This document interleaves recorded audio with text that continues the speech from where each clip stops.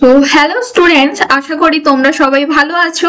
আমি Suparna the from concept chaser. আজকে আমরা শুরু করতে চলেছি ফার্স্ট চ্যাপ্টার অফ ক্লাস 12, যেটা হচ্ছে সপুষ্পক উদ্ভিদের যৌন জনন, অর্থাৎ sexual reproduction in flowering plants.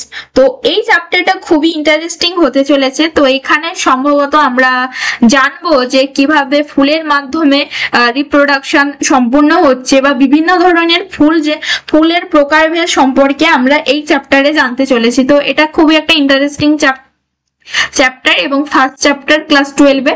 তো আশা করি এটা পড়তে তোমাদের সবার মজারই লাগে, আর আমিও তোমাদেরকে এই চ্যাপ্টারটা আজকে শুরু করাবো। তো ফার্স্টে আমাদেরকে জানতে হবে যে সপুষ্পক উদ্ভিদের যৌন জননে বলতে কি বোঝানো হয়েছে। সপুষ্পক বলতে আমরা মূলত বুঝতে পারি যে গুপ্তবীজী যে সমস্ত উদ্ভিদ রয়েছে, যে সেই সমস্ত উদ্ভিদের যে যৌনক্রমের যে একটা দশা, অর্থাৎ প্রিন্সিপাল যে ফেজ রয়েছে, সেটা হচ্ছে রেণুধর দশায়। অর্থাৎ রেণুধর দশায় উৎপন্ন ফুলের মাধ্যমে যখন রিপ্রোডাকশন হয়, তাকে আমরা বলছি সপুষ্পক উদ্ভিদের যৌন জনন পদ্ধতি।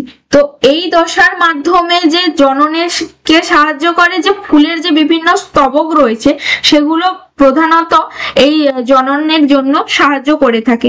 তো ফুলকে আমরা কি বলবো যে সপুষ্পক উদ্ভিদের প্রধান জননাঙ্গ হচ্ছে ফুল। এবারে আমরা জানি যে ফুল দেখতে খুব সুন্দর হয় এবং বিভিন্ন ধরনের কীটপতঙ্গ থেকে শুরু করে মানুষ, সমস্ত প্রাণী ফুলের প্রতি তার আকর্ষণ, বর্ণগন্ধের জন্য আকৃষ্ট হতে থাকে। তো আজকের লেকচারে শুরু করা যাক যে কি রয়েছে আজকের টপিকস গুলো। ফার্স্টে যে টপিকস রয়েছে সেটা হচ্ছে ফুলের গঠন, পরাগযোগ এবং পুংলিঙ্গধর উদ্ভিদের পরিস্ফুরণ। এরপরে ফুলের গঠনে আমরা জানবো যে কিভাবে ফ্লাওয়ারের যে স্ট্রাকচার রয়েছে, অর্থাৎ বিভিন্ন ধরনের যে ফুল রয়েছে, আদর্শ, সম্পূর্ণ, সমাঙ্গ ফুল, এই সমস্ত ফুলের ডায়াগ্রাম গুলো আমরা দেখবো। এছাড়াও আমরা পরাগযোগের কিভাবে হচ্ছে, অর্থাৎ অটোগ্যামি, গেটিনোগ্যামি অর্থাৎ self pollination, cross pollination, allogamy, xenogamy, এই সমস্ত এগুলো দেখবো। এবং তাছাড়াও পরাগযোগ যে বিভিন্ন ধরনের বাহকের মাধ্যমে হচ্ছে, সেগুলো জানবো। এবং পুংলিঙ্গধর উদ্ভিদের পরিস্ফুরণ সম্পর্কে আমরা এই লেকচারে জানতে চলেছি। তো চলো শুরু করি। তো প্রথমে আমরা দেখতে পাচ্ছি যে একটা উদ্ভিদকে মাঝ বরাবর কাটা হয়েছে। তো এই মাঝ বরাবর কাটার জন্য আমরা একটা হাফ স্ট্রাকচার দেখতে পাচ্ছি, যেই স্ট্রাকচারের মধ্যে বিভিন্ন ধরনের পার্টস রয়েছে ফ্লাওয়ারে। যেরকম প্রথমে হচ্ছে পুংকেশর, স্টেমেনকে ভাগ করা হয়েছে দুটি ভাগে, একটা হচ্ছে পরাগধানী আর একটা হচ্ছে পুংদণ্ড। এটা হচ্ছে পুংদণ্ড। তো পুংদণ্ড বলতে আমরা বুঝি যে ধরো এটা, এই যে অংশটা হচ্ছে লম্বা সরু দণ্ডের মতো যে অংশটা, সেটা হচ্ছে পুংদণ্ড। এরপরে হচ্ছে পরাগধানী, হচ্ছে এর যে শীর্ষে, অর্থাৎ পুংদণ্ডের শীর্ষে মাথার উপরে যে এই যে গোল মতো অংশ, অর্থাৎ থলির মতো যে অংশটা দেখতে পাচ্ছ, একে আমরা বলছি অ্যান্থার বা পরাগধানী। এরপরে গর্ভকেশরকে যে চারটি ভাগে ভাগ করা হয়েছে, ধরো একটা হচ্ছে ওভারি অর্থাৎ ডিম্বাশয়, ওভিউল, ডিম্বক, গর্ভদণ্ড, আর মাঝখানে এই যে চাকতির মতো অংশটাকে বলছি গর্ভমুণ্ড। এর যে প্রতিটি স্তবক রয়েছে, যেটাকে আমরা চতুর্থ স্তবকও বলে থাকি, যে স্ফীত যে অংশটা রয়েছে সেটা হচ্ছে ডিম্বাশয়। এবারে ডিম্বাশয়ের মধ্যে আমরা তো জানি যে ওভারির মধ্যে অনেকগুলো ওভিউল থাকে, একটাও থাকতে পারে, আবার কখনো একাধিকও থাকতে পারে। এরপরে এই যে লম্বা যে দণ্ডের মতো অংশকে আমরা বলছি গর্ভদণ্ড, এই সরু অংশটা, এবং এর ওপরে যে চাকতির মতো অংশটাকে আমরা বলছি গর্ভমুণ্ড। তাছাড়াও যে পাপড়ি বা দলাংশ রয়েছে, এগুলো উজ্জ্বল বর্ণের দেখতে হয়। যে প্রতিটি অংশকে আমরা, দলমণ্ডলের প্রতিটি অংশকে আমরা বলবো কি পাপড়ি, বা দলাংশ। তাছাড়াও এটা রয়েছে বিটবের এই যে সবুজ অংশটা রয়েছে সেটাকে আমরা কি বলবো, বৃত্তাংশ, বৃত্তংশ। তো এই ছিল পার্টস অফ ফ্লাওয়ার, যেখানে পুংকেশরকে দুটি ভাগে ভাগ করেছে, পরাগধানী পুংদণ্ডতে। গর্ভকেশরের চারটি ভাগ রয়েছে, ডিম্বাশয়, ডিম্বক, গর্ভদণ্ড, গর্ভমুণ্ড। তাছাড়াও যে সাহায্যকারী যে অংশগুলো রয়েছে পাপড়ি এবং বৃত্তাংশ, কাণ্ড রয়েছে। তাছাড়াও এটা হচ্ছে সবুজ রঙের এই অংশটাকে আমরা বলছি কাণ্ড।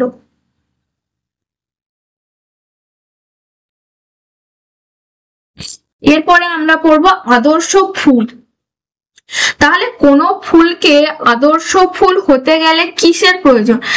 এই যে আদর্শ ফুল হতে গেলে কোনো ফুলকে আমরা জানি যে এই যে চারটি যে স্তবক রয়েছে যাকে আমরা বলছি পুষ্পস্তবক।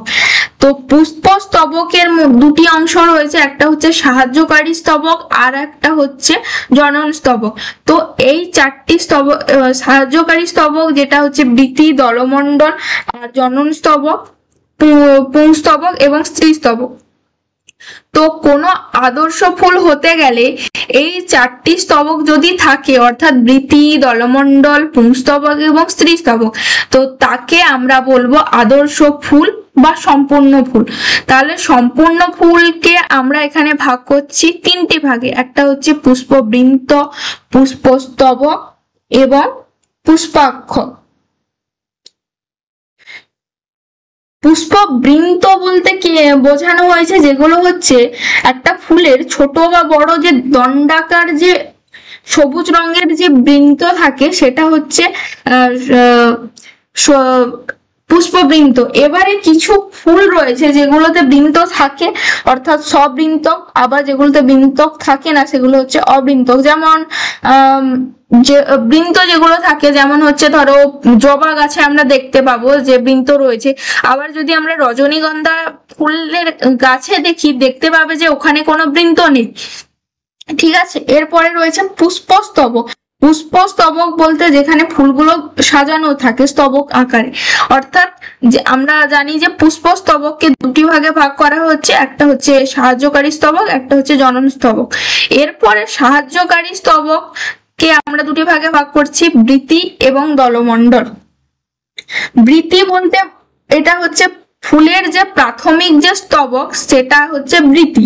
এবারে বৃতি হচ্ছে ছোট্ট ছোট্ট যে সবুজ পাতার মতো যেগুলো সাজানো থাকে ওগুলোকে আমরা বলছি বৃতি। এবারে বৃতির যে ছোট্ট যে অংশ বা একটা ছোট্ট যে অংশগুলো দেখবে, ছোট ছোট অংশগুলোকে, সেগুলোকে আমরা কি বলবো, বৃত্তাংশ। এরপরে দলমণ্ডল হচ্ছে যে পাপড়ির গায়ে যেগুলো থাকে সেগুলো হচ্ছে দলমণ্ডল।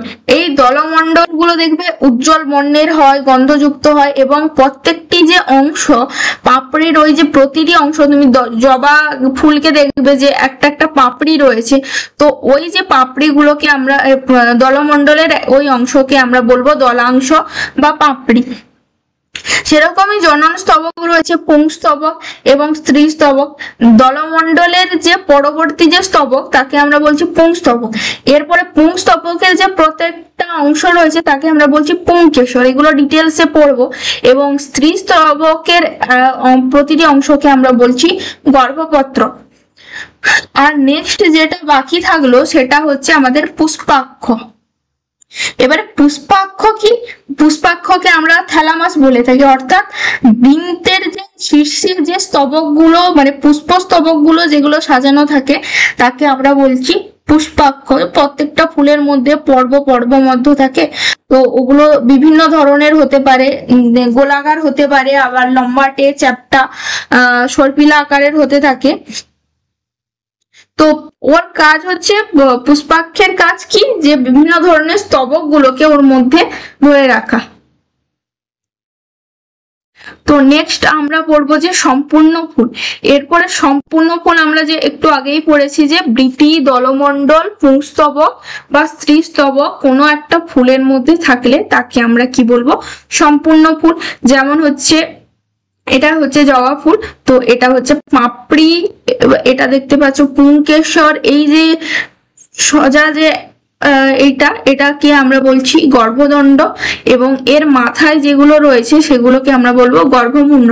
সেরকম ঠিক ধূত্র ফুলেও একই রকম দেখতে স্ট্রাকচার দেখতে পাওয়া যায়, তাই একে আমরা বলবো কমপ্লিট ফ্লাওয়ার। এরপরে অসম্পূর্ণ ফুল বলতে আমরা কি বুঝি? অসম্পূর্ণ ফুল বলতে অর্থাৎ ইনকমপ্লিট ফ্লাওয়ার বলতে আমরা কি বুঝি? যে চারটি যে পুংস্তবক রয়েছে অর্থাৎ বৃতি, দলমণ্ডল, পুংস্তবক, পুষ্পস্তবক রয়েছে, তার মধ্যে কোনো একটি অর্থাৎ বৃতি, দলমণ্ডল, পুংস্তবক, স্ত্রীস্তবকের মধ্যে যদি কোনো একটি অনুপস্থিত থাকে তাকে আমরা বলছি অসম্পূর্ণ ফুল। তো রজনীগন্ধাতে আমরা কি দেখতে পাই? যে বৃতি দেখতে, ছোট ছোট যে বৃতিগুলো রয়েছে সেগুলো আমরা বা দলাংশ অর্থাৎ পাপড়িও আমরা দেখতে পাচ্ছি না, যেরকম এখানে রয়েছে যে পাপড়ি এরকম রয়েছে, তো এগুলো আমরা দেখতেও পাচ্ছি না। এবং ছোট ছোট যে বৃতি রয়েছে এগুলো বৃতিও এখানে অনুপস্থিত। কুমড়োতে কি কুমড়ো ফুলে পুংস্তবকও থাকে, পুংস্তবক বা স্ত্রীস্তবক দুটোর মধ্যে কোনো একটা থাকে না, তাকে আমরা বলছি অসম্পূর্ণ ফুল। এরপরে আমরা জানবো একলিঙ্গ ফুল অর্থাৎ ইউনিসেক্সুয়াল ফ্লাওয়ার। যে ফুলে কি রয়েছে আমাদের যে জনন স্তবক অর্থাৎ বর্ষকীয় যে জনন স্তবক রয়েছে সেই জনন স্তবকের মধ্যে যে কোনো একটি স্তবক যদি না থাকে তাকে আমরা বলছি একলিঙ্গ ফুল। অর্থাৎ অর্থাৎ কোনো ফুলে পুংস্তবক থাকতেও পারে নাও পারে, আবার স্ত্রীস্তবক থাকতেও পারে নাও পারে। যাদের মধ্যে পুংস্তবক উপস্থিত থাকে তাকে আমরা বলবো পুংপুষ্প, যে ফুলে আবার স্ত্রীস্তবক উপস্থিত থাকবে তাকে আমরা কি বলবো? স্ত্রী পুষ্প। যেমন হচ্ছে কুমড়ো ফুল, তো এখানে কি যে কোনো একটি স্তবক থাকতেও পারে আবার নাও থাকতে পারে, মানে যে কোনো একটি রয়েছে, নয়তো পুংস্তবক রয়েছে নয়তো স্ত্রীস্তবক রয়েছে। তো এই ছিল কমপ্লিট ফ্লাওয়ার কিছু উদাহরণ, যেমন জবা, ধূত্র। আর অসম্পূর্ণ ফুল মানে যে কোনো একটি স্তবক এখানে অনুপস্থিত থাকবে, অ্যাবসেন্ট থাকবে, যেমন রজনীগন্ধাতে, কুমড়োতে দেখতে পাবে। একলিঙ্গ ফুলে মানে যে কোনো একটি স্তবক থাকবে, যেমন কুমড়ো ফুলে দেখা যায়। তো এরপরে আমরা নেক্সট যেটা পড়বো সেটা হচ্ছে উভয়লিঙ্গ ফুল। উভয়লিঙ্গ ফুল মানে বাইসেক্সুয়াল ফ্লাওয়ার। এখানে কি হচ্ছে যে কি হচ্ছে যে ফুলে কি হচ্ছে পুংস্তবক, স্ত্রীস্তবক উভয় উপস্থিত থাকছে, তাকে মানে দুটি জনন স্তবক উপস্থিত থাকে তাকে আমরা বলছি উভয়লিঙ্গ ফুল। যেমন ধূত্র, মটর এই ফুলগুলোতে আমরা কি দেখতে পাবো? উভয়লিঙ্গ ফুল। এরপরে হচ্ছে ক্লিপ পুষ্পতে আমরা কি দেখতে পাবো? যে পুংস্তবক, স্ত্রীস্তবক না থাকে না, বা থাকলেও এরা কি নিষ্ক্রিয় অর্থাৎ নিউটার থাকে, তাকে আমরা বলছি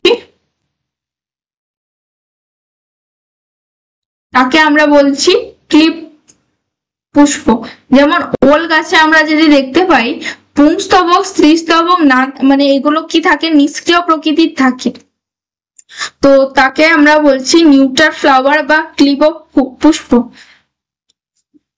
নেক্সট আমরা জানবো যে সমাঙ্গ ফুল। সমাঙ্গ অর্থাৎ হচ্ছে সেম বা হোমো, যে এইখানে কি হয় যে ফুলের যে প্রতিটি যে স্তবক বা পুষ্প পত্রগুলো, অর্থাৎ আমি যদি নয়নতারা গাছ ফুলকে যদি সমান ভাগে ভাগ করি তো দেখতে পাবে যে এর যে প্রত্যেকটা যে পাপড়ি রয়েছে বা দলাংশ রয়েছে সেগুলো হচ্ছে সমস্তগুলো সমান, কাটলেও এদেরকে তাই আমরা বলছি সমাঙ্গ পুষ্প।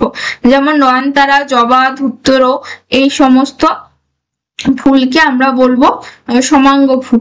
এরপরে অসমাঙ্গ ফুল হচ্ছে কিছু ফুলকে যদি কাটা হয় তো সমান আকারে, তো স্তবক আকারে আকৃতি, এদের কি হয়? ডিফারেন্ট আকৃতি হয়, তাকে আমরা বলবো অসমাঙ্গ ফুল। যেমন হচ্ছে অপরাজিতা।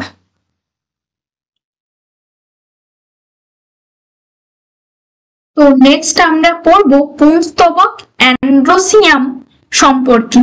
পুংস্তবক আমরা জানি যে পুষ্পস্তবকের যে দুটি স্তবক আছে, যেটা হচ্ছে সাহায্যকারী স্তবক এবং অপরটি হচ্ছে জনন স্তবক। সেই যে সাহায্যকারী স্তবক যেটা আমরা বৃতি, দলমণ্ডলে ভাগ করেছি, এবং জনন স্তবক পুংস্তবক এবং স্ত্রীস্তবক। তো এটা হচ্ছে তৃতীয় স্তবক, যে ফুলের তৃতীয় স্তবককে অ্যান্ড্রোসিয়াম বা আমরা বলছি পুংস্তবক।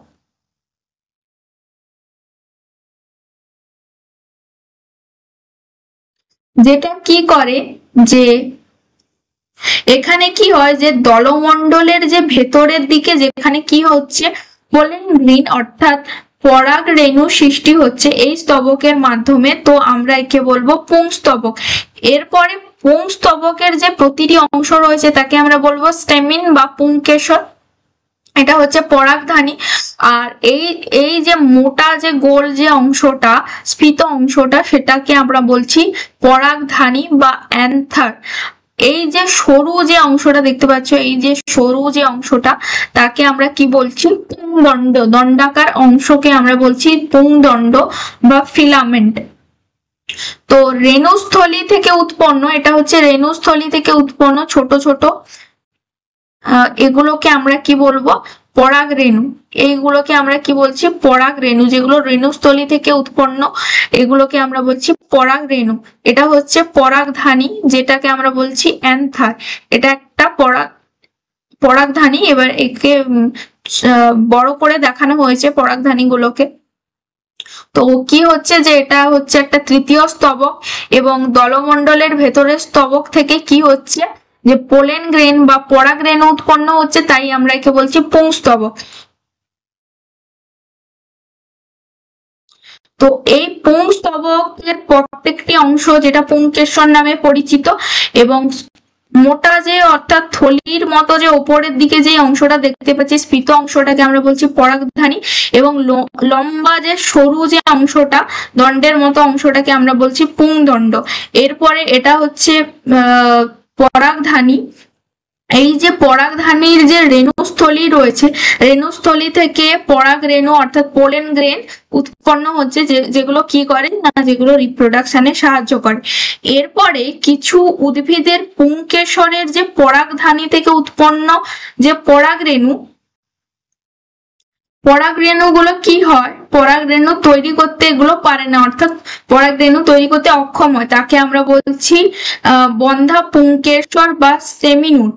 যেমন হচ্ছে কলাবতীতে গাছে আমরা দেখতে পাবো এরা কি করে যে পরাগধানী থেকে পরাগ রেণু অর্থাৎ পোলেন গ্রিন সৃষ্টি করতে পারে না, তাকে আমরা বলছি বন্ধা পুংকেশর।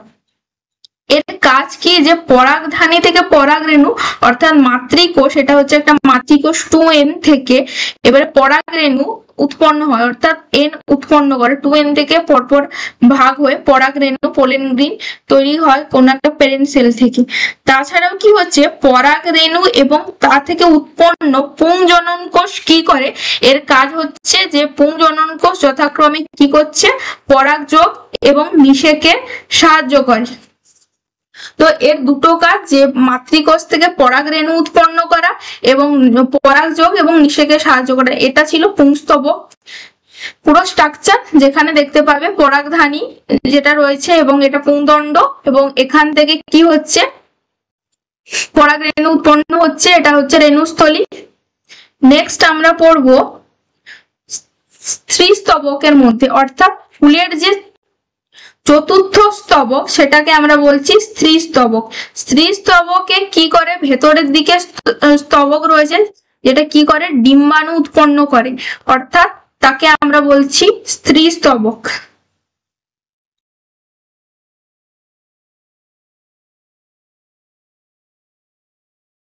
যেটাকে প্রতিটি স্তবক তো এটি গর্ভকেশর চক্র নামেও পরিচিত। তো প্রতিটি যে স্তবক রয়েছে বা প্রতিটি স্ত্রী স্তবকের যে প্রত্যেকটা পার্টকে আমরা বলবো কার্পেল বা গর্ভপত্র, ঠিক আছে।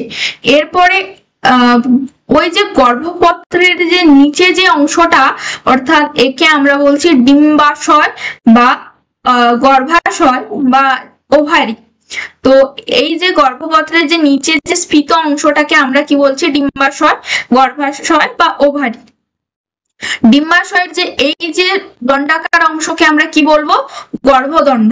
গর্ভদণ্ডে এইখানে যে চাকতির মতো এই যে সবুজ কালারের যে অংশটা দেখতে পাচ্ছ একে আমরা কি বলবো গর্ভমুণ্ড বা স্টিগমা।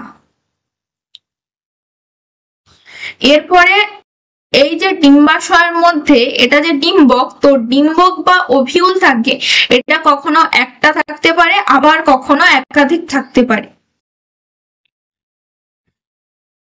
তো এই ছিল স্ত্রীস্তবকের বিভিন্ন পার্টস।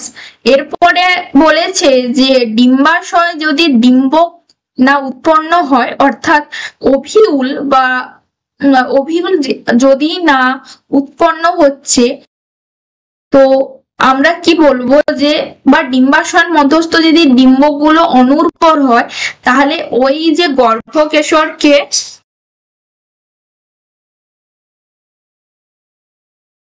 বন্ধ্যা গর্ভকেশর বা পিস্টিলোড বলা হয়, যেমন নারকেলের ফুলে আমরা দেখতে পাই।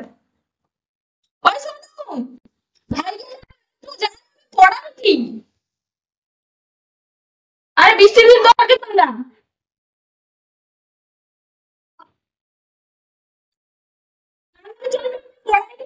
মুভি দেখাইবো।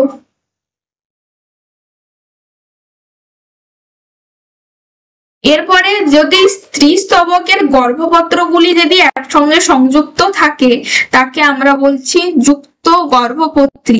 যেমন এখানে দেখতে পাবে যে এর যে গর্ভপত্রগুলো আছে এগুলো একসঙ্গে রয়েছে, তাকে আমরা কি বলবো, যুক্ত গর্ভপত্রী বা সিনকার্পাস, যেরকম জবা ফুলে আমরা দেখতে পাই।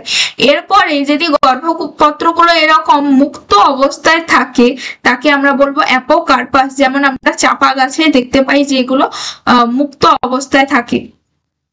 তো আরেকবার রিক্যাপ করে নিই যে এটা হচ্ছে একটা স্ত্রীস্তবক, যার মধ্যে এখানে রয়েছে ডিম্বক, এটা হচ্ছে ডিম্বাশয়, লম্বাকার দণ্ড অংশটাকে বলছি গর্ভদণ্ড, চাকতির মতো যে গোল অংশটাকে বলছি গর্ভমুণ্ড। তো এদের মধ্যে যদি ডিম্বক এক বা থাকতে পারে বা একাধিকও থাকতে পারে, তো ডিম্বাশয়ের মধ্যে এক বা একাধিক ডিম্বক উপস্থিত থাকতে পারে। এরপরে যদি বলেছে যে গর্ভপত্রতে যদি ডিম্বক উৎপন্ন হয় না, আবার যদি ডিম্বকগুলো অনুর্বর প্রকৃতির হয়, সেটা হচ্ছে বন্ধ্যা অর্থাৎ পিস্টিলোড হতে পারে, যেমন নারকেল। এরপরে যখন একসঙ্গে যুক্ত অবস্থায় থাকে, তাকে আমরা কি বলছি, যুক্ত গর্ভপত্রী। আবার যদি আলাদা আলাদা ভাবে থাকে, তাকে আমরা বলছি গর্ভপত্রগুলোকে, সেগুলোকে আমরা কি বলবো, মুক্ত গর্ভপত্রী স্ত্রী স্তবক। তো এই ছিল, আগে আমরা পড়লাম পুংস্তবক, এরপর আমরা পড়লাম স্ত্রীস্তবক। তো নেক্সট আমরা পড়বো পরাগযোগ অর্থাৎ পলিনেশন। পরাগযোগ কিভাবে হচ্ছে? আমরা জানি যে পরাগযোগ দুই ভাগে হয়, একটা হচ্ছে স্বপরাগযোগ, একটা হচ্ছে ইতর পরাগযোগ, অর্থাৎ সেলফ পলিনেশন আর ক্রস পলিনেশন। তো সেলফ পলিনেশনকে আমরা দুটো ভাগে ভাগ করছি, অটোগেমি, গেইটেনোগেমি, এবং ইতর পরাগযোগকে দুটো ভাগে ভাগ করছি, একটা হচ্ছে জেনোগেমি আর একটা হচ্ছে সংকরতা বা হাইব্রিডাইজেশন।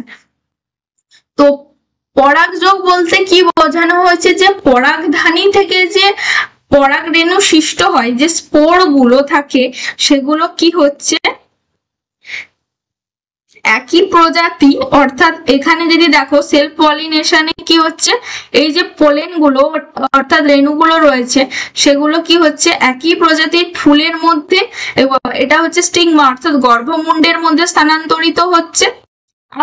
আবার অন্য প্রজাতির ক্রস পলিনেশনের মাধ্যমে আমরা দেখতে পাচ্ছি, এটা হচ্ছে পলিনেটর অর্থাৎ বাহকের মাধ্যমে কি হচ্ছে, একটা ফুলের পরাগ রেণু অন্য ফুলের গর্ভমুণ্ডে অর্থাৎ স্টিগমাতে গিয়ে এখানে মিলিত বা স্থানান্তরিত হচ্ছে, তার ফলে যে পরাগযোগ ঘটছে তাকে আমরা বলছি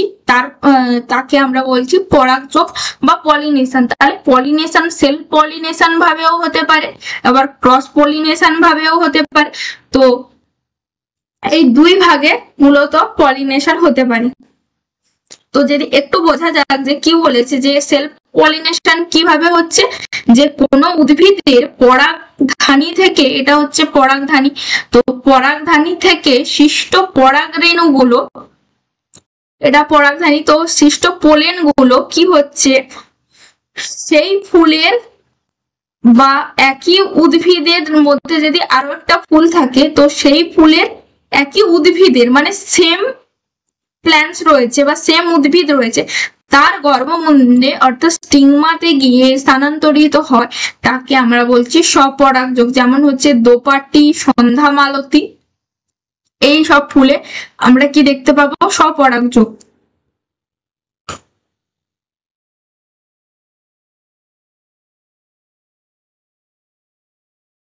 নেক্সট স্বপরাগযোগের কিছু অর্থাৎ সেলফ পলিনেশনের কিছু গুরুত্ব রয়েছে। এটা হচ্ছে পোলেন কোথায় পড়ছে, সেই একই ফুলের গর্ভমুণ্ডে গিয়ে স্থানান্তরিত হচ্ছে। তো স্বপরাগযোগ কি? উভয় লিঙ্গ ফুলে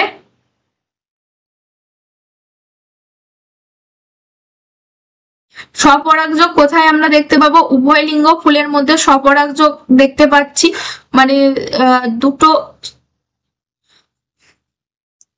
একটি আছে যেখানে উভয় লিঙ্গ অর্থাৎ এবং এক লিঙ্গ ফুলেও আমরা স্বপরাগযোগ দেখতে পাবো। তারপরে বলেছে যে কি হচ্ছে, একই ফুলে বা একই উদ্ভিদে দুটি ভিন্ন ফুলের মধ্যে এই পরাগযোগ ঘটে। এই পরাগযোগে কি হচ্ছে, পুংস্তবক স্ত্রী স্তবক দুটোরই প্রয়োজন হয় এবং একে কিছু স্তবকগুলোর মধ্যে কি হচ্ছে, সম পরিণতি ঘটছে। আবার একই সময়ে পরাগধানী এবং গর্ভমুণ্ডে পরিণত হচ্ছে। এখানে কি হচ্ছে, স্বপরাগযোগের উদ্দেশ্য কি, যে পরাগধানী এবং গর্ভমুণ্ড কি একই উচ্চতায় অবস্থান করতে হবে। সাধারণত এগুলো কি, যে পরাগধানী এবং গর্ভমুণ্ড যে কাছাকাছি থাকলে এই পরাগযোগ সম্ভব হবে। এই ফুলগুলো সাধারণত মকরন্দবিহীন আর গন্ধবিহীন হয়। তাই এই যে বিভিন্ন যে বাহক রয়েছে, যেমন হচ্ছে আমরা জানি যে বিভিন্ন ধরনের যে কীটপতঙ্গ রয়েছে বা পাখি রয়েছে, তো কে আকর্ষণের প্রয়োজন হয় না। এগুলো গন্ধ বা মকরন্দবিহীন হচ্ছে, তাই জন্য এগুলোকে বিভিন্ন প্রাণীরা আকর্ষণ বা বাহকরা পলিনেটররা আকর্ষণ করে না। তো স্বপরাগযোগের ফুলগুলিতে খুব কম পরিমাণে পোলেন অর্থাৎ পরাগ রেণু উৎপন্ন হচ্ছে। যে পরাগযোগে এতে কি হয়, যে পরাগযোগে রেণুর অপচয়ও কম হয়। তাহলে স্বপরাগযোগের জন্য একটা উভয়লিঙ্গ ফুলেই হচ্ছে, আবার এক লিঙ্গ ফুলেও মাঝে মাঝে দেখা যায়। তো উদ্ভিদের জন্য কি হয়, যে পরাগযোগ ঘটে সেই উদ্ভিদে অর্থাৎ বা সেই উদ্ভিদের অন্য একটি ফুলের মধ্যেও পরাগযোগ দেখতে পায়। এরপরে একে সমপরিণতি ঘটে, অর্থাৎ একই সময় এটা হচ্ছে পরাগধানী এবং পরাগধানী গর্ভমুণ্ড পরিণত হচ্ছে। আবার এগুলো একই জায়গায় অবস্থান করে, মকরন্দবিহীন হওয়ার জন্য কি হচ্ছে, পলিনেটররা আকর্ষণও কম করে। তো নেক্সট আমরা পড়বো অটোগ্যামি সম্পর্কে। অটো গ্রিক শব্দ অটোস কথার অর্থ হলো সেলফ বা নিজস্ব, আর গ্যামাস শব্দের অর্থ কি? গ্যামাস শব্দের অর্থ হচ্ছে ম্যারেজ। তো মিলন বা অটোগ্যামি থেকে এসেছে। তো এখানে কি হচ্ছে, একই ফুলের উৎপন্ন কিছু যে পরাগ রেণু সেই ফুলের গর্ভমুণ্ডে গিয়ে স্থানান্তরিত হচ্ছে, তাকে আমরা কি বলছি, অটোগ্যামি। অর্থাৎ যেই ফুলে অর্থাৎ সেলফ পলিনেশন এখানে হচ্ছে, যে ফুলের পরাগ রেণু সেই ফুলের গর্ভমুণ্ডে গিয়ে স্থানান্তরিত হয়, তাকে আমরা বলছি অটোগ্যামি। যেমন উভয় লিঙ্গ ফুলে আমরা দেখতে পাচ্ছি। গেইটেনোগ্যামি মানে হচ্ছে গেইটন মানে হচ্ছে নেইবার, অর্থাৎ প্রতিবেশী ফুলে, আর গ্যামাস মানে ম্যারেজ। তো এখানে কি হয়, যে উভয় লিঙ্গ ফুলের যে পরাগ রেণু রয়েছে সেটা কি করে, ওই একই উদ্ভিদের অন্য ফুলের গর্ভমুণ্ডে গিয়ে স্থানান্তরিত হচ্ছে, যে পরাগযোগ ঘটছে তাকে আমরা বলছি গেইটেনোগ্যামি। যেমন হচ্ছে মটর, ভুট্টা, জবা এই সমস্ত গাছে আমরা দেখতে পাবো যে কি হয়, যে সেই উদ্ভিদের একটি ফুলে যখন হচ্ছে তাকে আমরা বলছি অটোগ্যামি, এবং সেই উদ্ভিদের অন্য একটা ফুলে যখন হচ্ছে পরাগযোগ তাকে আমরা বলছি গেইটেনোগ্যামি। তো স্বপরাগযোগের জন্য অভিযোজন অর্থাৎ বিভিন্ন ধরনের স্বপরাগযোগ মূলত অটোগ্যামির জন্য কি হচ্ছে, বিভিন্ন ধরনের পলিনেশন অভিযোজন আমরা দেখতে পাবো। দেন সমপরিণতি কি? সমপরিণতি অর্থাৎ হোমোগ্যামি। হোমো মানে কি আমরা জানি যে সমান, আর গ্যামস মানে হচ্ছে ম্যারেজ, অর্থাৎ হোমোগ্যামি বা সমপরিণতি কথাটা এখান থেকে এসছে। তো এখানে কি হচ্ছে, উভয় লিঙ্গ ফুলের পুংস্তবক স্ত্রীস্তবক পরিণতি লাভ করে, মানে একই সময় পরিণতি লাভ করে, তাকে আমরা বলছি সমপরিণতি। যেমন হচ্ছে নয়নতারা। তো এখানে কি হচ্ছে, পুংস্তবক এবং স্ত্রীস্তবক দুটো স্তবকই একই সময় পরিণতি লাভ করছে, এটা হচ্ছে সন্ধ্যামালতী। তো দুটো ফুলে আমরা দেখতে পাবো সমপরিণতি। এগুলো হচ্ছে অভিযোজনগত বৈশিষ্ট্য। তো এগুলো একটু জেনে রাখতে হবে, কারণ এগুলো কোশ্চেনে অনেক সময় আসতে পারে, বা এখান থেকে ফার্স্ট টার্মে যেহেতু এমসিকিউ হবে, তো এখান থেকে এমসিকিউতে দিয়ে দিতে পারে যে হোমোগ্যামি কাদের মধ্যে দেখা যায়, বা ক্লিস্টোগ্যামি অর্থাৎ অনুশীলন, তো এইগুলো কাদের মধ্যে দেখা যায়, কোন কোন ফুলেদের মধ্যে দেখা যায়, এগুলো দিয়ে দিতে পারে। তো এগুলো খুব ইম্পর্টেন্ট আছে, এগুলো একটু দেখে রাখবে। তো ক্লিস্টস অর্থাৎ ক্লোজ এবং বন্ধ বা গ্যামস অর্থাৎ ম্যারেজ। তো ক্লিস্টোগ্যামি কথাটা এখান থেকে এসছে। তো ক্লিস্টোগ্যামি হচ্ছে স্বপরাগী উভয়লিঙ্গ ফুল সম্পূর্ণভাবে ফোটে না, বা কিছু ফুল রয়েছে সেগুলো কি হচ্ছে সম্পূর্ণভাবে ফুটছে না, আবার বন্ধ অবস্থায় থাকে, তাকে বলা হচ্ছে।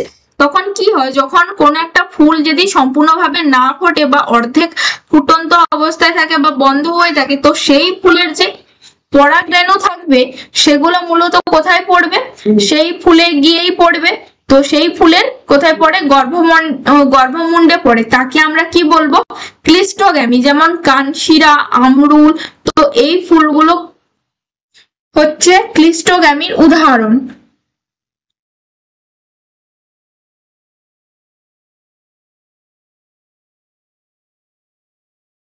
এরপরে নেক্সট আমরা জেনে নেব স্বপরাগযোগের কিছু সুবিধা এবং অসুবিধা।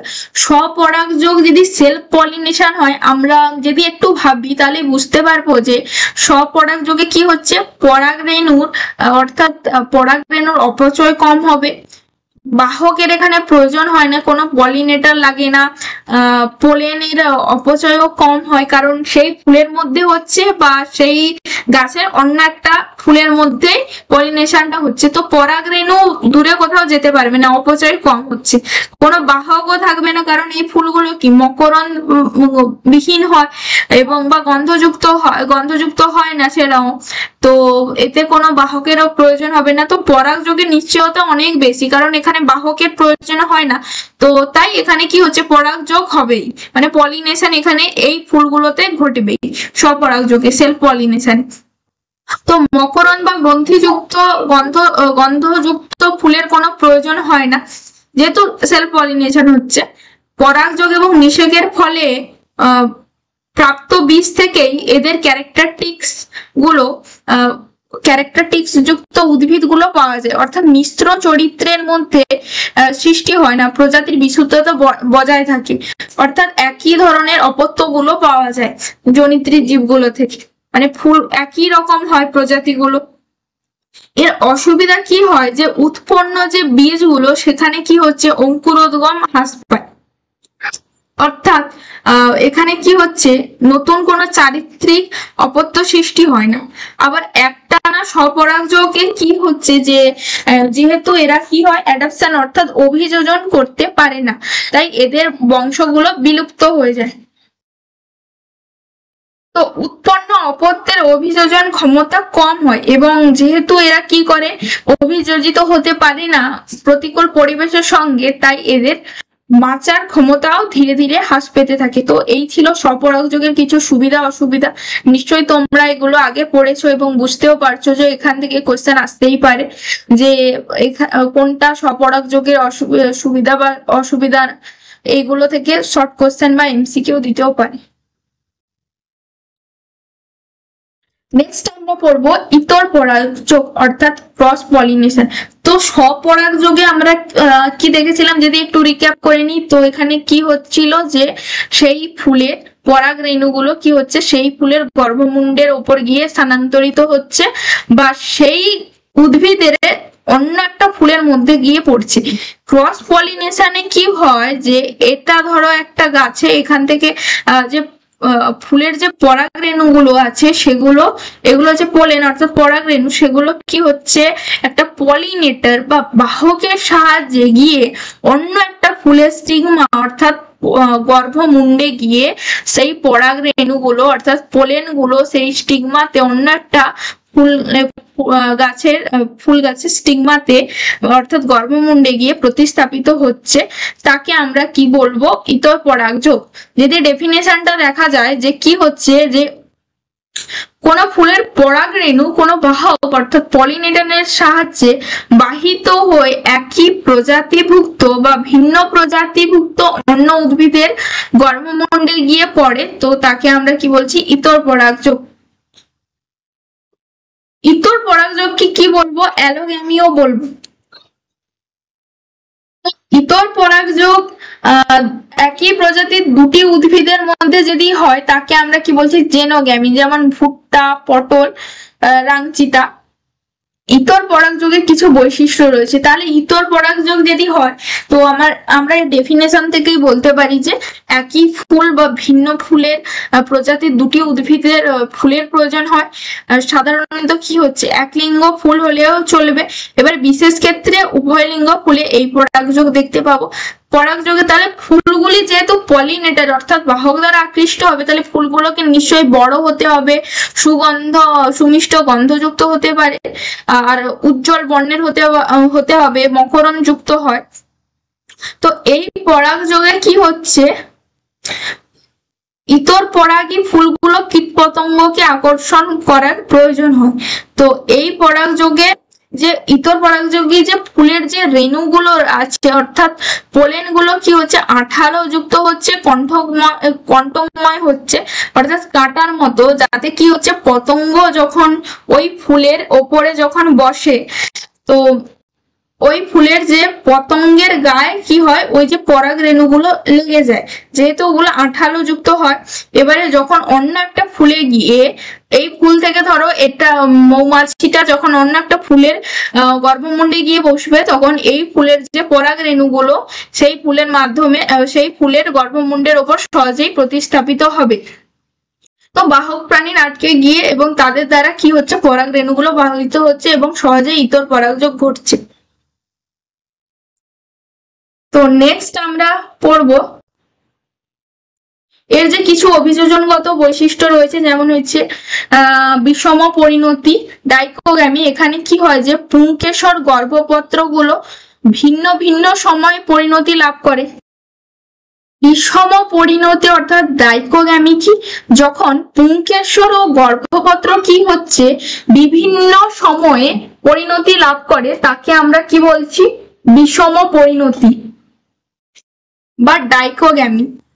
তাছাড়াও কি হয়? যে উভয় লিঙ্গ হওয়া সত্ত্বেও স্বপরাগযোগের বদলে ইতর পরাগযোগ হয়। ভিন্ন ভিন্ন সময় পরিণতি লাভ করছে, কিন্তু স্বপরাগযোগের বদলে এখানে কি হচ্ছে? ক্রস পলিনেশন ঘটছে। ডাইকোগ্যামি দুই প্রকার, একটা হচ্ছে প্রোটোনোগ্যামি, প্রোটোনডারি আর প্রোটোনোগাইন। তো পুং পরিণতিতে কি হচ্ছে? যখন কি হয়? মানে পুং পরিণতি অর্থাৎ পুংকেশর গর্ভপত্রের আগে যখন পরিণত হচ্ছে, তাকে আমরা কি বলছি? পুং পরিণতি। যেমন জবা গাছে বা রক্তদ্রবণ গাছে আমরা দেখতে পাবো প্রথমে পুংকেশর গুলো পরিণত হয়, তারপরে গর্ভপত্র গুলো পরিণত হচ্ছে। স্ত্রী পরিণতি বা প্রোটোগাইনি কি? যখন গাইনি অর্থাৎ গর্ভপত্র গুলো কি হচ্ছে? পুংকেশরের আগে পরিণত হচ্ছে, তাকে আমরা বলছি স্ত্রী পরিণতি। যেমন আমরা বেগুন গাছে, চাপা গাছে আমরা কি দেখতে পাবো? স্ত্রী পরিণতি বা প্রোটোগাইন। একলিঙ্গতা কি? যে একলিঙ্গতা অর্থাৎ ডাইক্লিনি যাকে আমরা বলছি, বা সেক্সুয়ালিটি, যে এখানে কি হয়? পুংকেশর বা গর্ভকেশর গুলো একসঙ্গে না থেকে যে কোনো একটি উপস্থিত থাকে।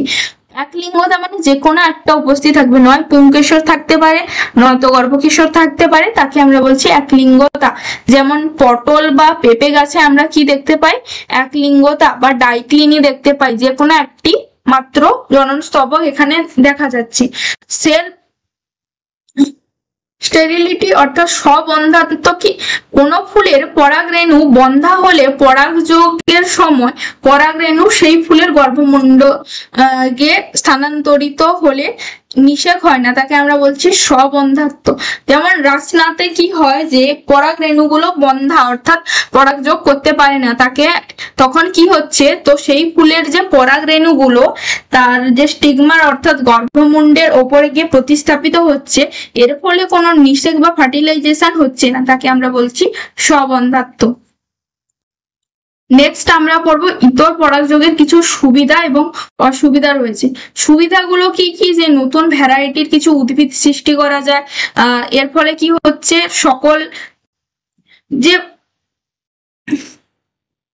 সবল যে প্রকৃতির কিছু বংশধরের উদ্ভব ঘটে, বীজের অঙ্কুরোদ্গমের হার বৃদ্ধি পায়, প্রতিরোধ ক্ষমতাও বাড়ে।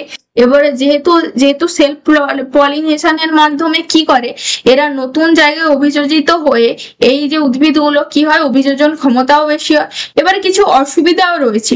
সেলফ পলিনেশনের অসুবিধা কি, বাহকের ওপর নির্ভরশীল, যদি বাহক না থাকে তাহলে ক্রস পলিনেশন ঘটবে না। কি হচ্ছে যে অনেক সময় কি হয় যে এক্ষেত্রে পরাগ রেণুর অপচয় বেশি হয়, তাই পরাগ রেণু উৎপন্ন করার ফলে অনেক বেশি পরাগ রেণু উৎপন্ন করার প্রয়োজন হয়। জনিত্রীর মতো একই গুণ সম্পূর্ণ উদ্ভিদ সৃষ্টি হয় না। যেমন সেলফ পলিনেশনে আমরা দেখতে পাচ্ছি যে অপত্যগুলো জনিত্রী উদ্ভিদের মতো হয়, কিন্তু এখানে তার গুণগুলো অর্থাৎ ক্যারেক্টারিস্টিক্স গুলো পাল্টে যায়, যেহেতু মিশ্র প্রকৃতির এখানে উদ্ভিদ সৃষ্টি হচ্ছে। প্রজাতির বিশুদ্ধতা থাকে না, সেলফ পলিনেশনে কিন্তু প্রজাতির বিশুদ্ধতা থাকে। এবারে সজীব বাহকদের যেমন বিভিন্ন ধরনের কীটপতঙ্গ, পাখি, শামুক, এগুলোকে আকর্ষণ করার অবলম্বন করতে হয় বিভিন্ন কৌশল, ফলে এই পদ্ধতিতে বেশি শক্তি ক্ষয় হয়। তো এই ছিল কিছু উত্তর পরাগযোগের সুবিধা অসুবিধা। এরপরে বিভিন্ন ধরনের যে পরাগযোগ রয়েছে বিভিন্ন ধরনের প্রাণীর দ্বারা, যেমন হচ্ছে অ্যান্টোমোফিলি কিসের দ্বারা হচ্ছে, সংশ্লিষ্ট প্রাণী যেমন কীটপতঙ্গ, সাইকোফিলি হচ্ছে প্রজাপতির দ্বারা। এরপরে হচ্ছে মদ হচ্ছে ফেনালোফিলি, তো এরকমই রয়েছে, যেমন মানুষের দ্বারা হচ্ছে অ্যানথ্রোপোফিলি, আর পাখির দ্বারা হচ্ছে অরিনেথোফিলি। তো এখানে শর্ট কোশ্চেন হিসেবে থাকতে পারে যে মানুষের দ্বারা কোন ধরনের পরাগযোগ দেখা যায়, তখন কি হবে অ্যানথ্রোফিলি, বা বাদুড়ের দ্বারা কোন ধরনের পরাগযোগ দেখা যায়, তখন হবে কাইরেপ্টোরোফিলি। তো বিভিন্ন ধরনের পরাগযোগগুলো যেগুলো ছক আকারে লিখে দিয়েছি, তো এইগুলো একটু পড়ে নেবে যে কার দ্বারা কোন পতঙ্গ বা কোন প্রাণীর দ্বারা কোন ধরনের পরাগযোগ ঘটায়।